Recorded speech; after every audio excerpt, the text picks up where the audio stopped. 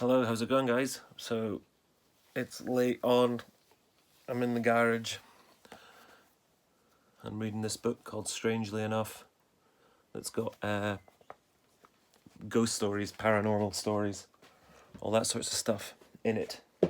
And I'm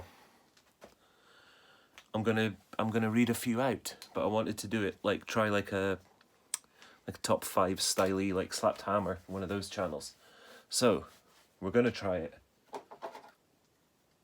and see how we get on. So anyway, I've picked two stories from Strangely Enough. They're only a couple pages, so they don't take long.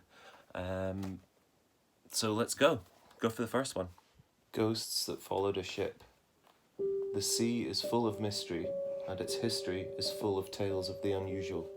Here is a fairly modern ghost story of the deep that has never been solved.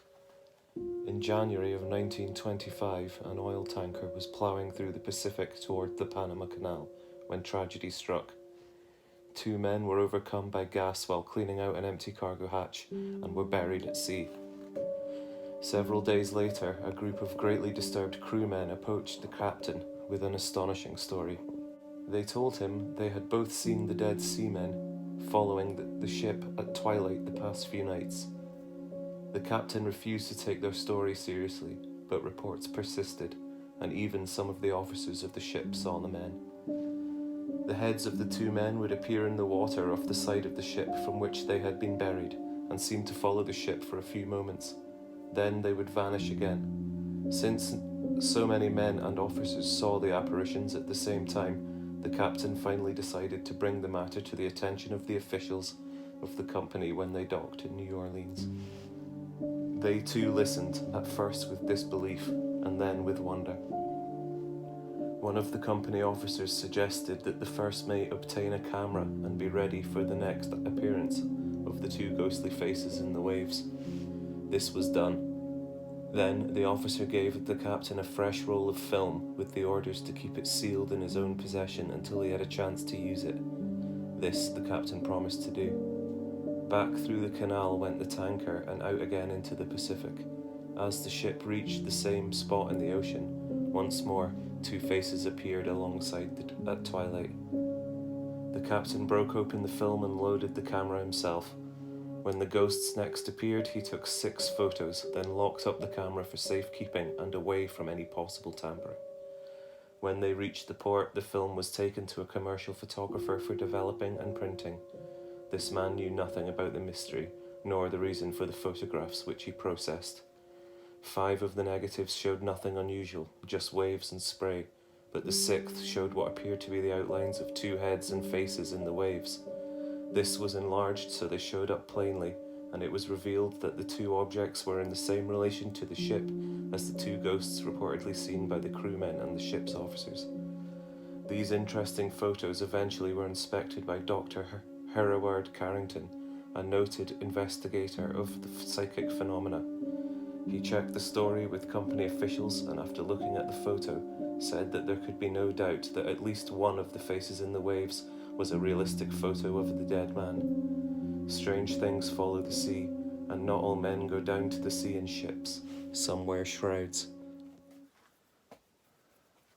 Right, well, I don't know about you, but I've had to change my shorts a couple of times just doing that one. So there's another one teed up, but what a ball ache it's been making those videos. Yeah, trying to get photos to... Oh, doesn't matter. I'm just moaning now. There's a scary section, a small section of moaning. We'll play a little bit of light-hearted something now. And this is going to be a final section of scary stuff. Black Night of Canterbury. It is commonly believed that animals, particularly dogs, can sense the presence of ghosts or other supernatural beings where mere humans are not aware of them. Perhaps it is true. A lady I heard about was visiting a small English town. She had her terrier with her, and it was her custom to take the pup for a walk every afternoon. Since she was a stranger in town, she asked one of the local people where she could walk the dog without losing her way. If she went a certain way, she was told, took a lane to the left and kept left, she would come back to the inn with no trouble at all.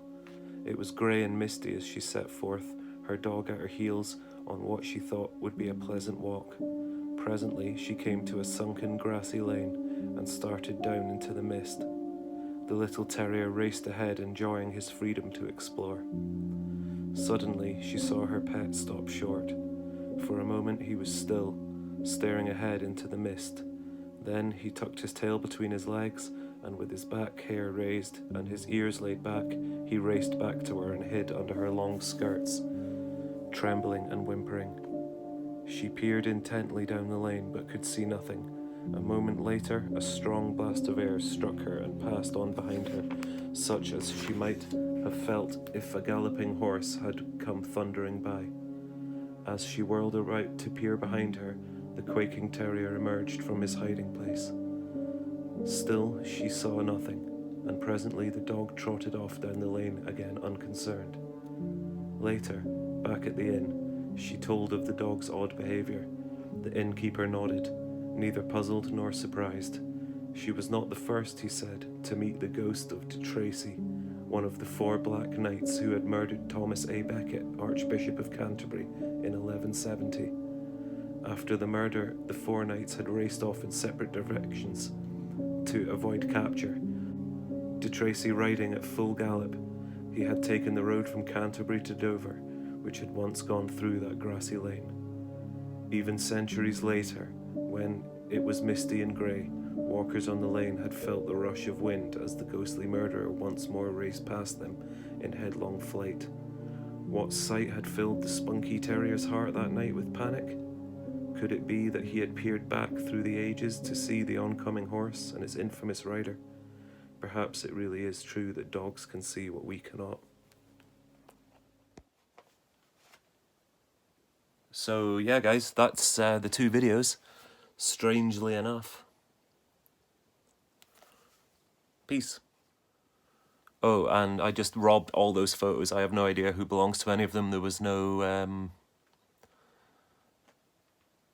watermarks or no copyrights or anything, like copyright names or anything like that, except for the 2 of Finn.